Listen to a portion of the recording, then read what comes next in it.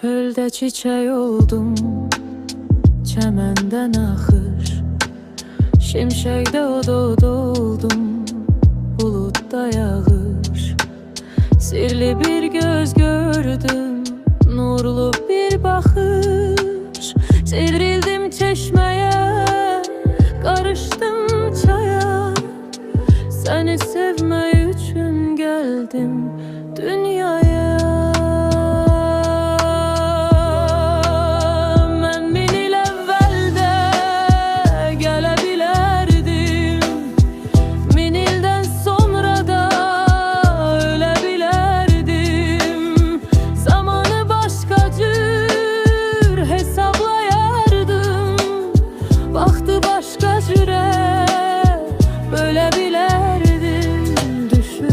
Sen doğulan hefteye yaya, seni sevme için geldim dünyaya.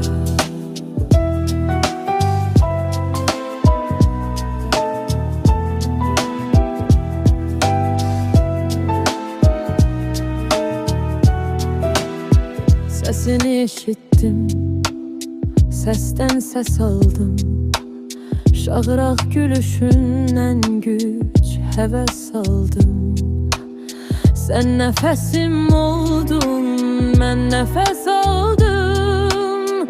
Muştuluq verdilər günəşə, aya.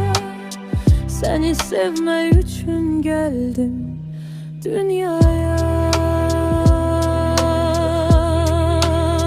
Neçə dinsizləri dine getirdim, korudum sünbülü dene getirdim. Gönlümde ne varsa sene getirdim. Benim yollarımı kesebilmedi, ne serhat, ne demir, ne daş, ne kaya.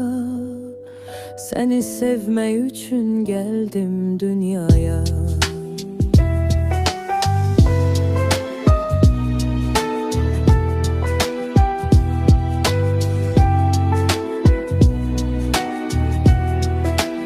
Mecnun'da, Kerem'de, Ferhat'da mənem.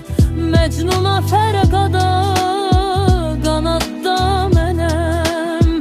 Ölümdə, sevgidə, həyatda mənem.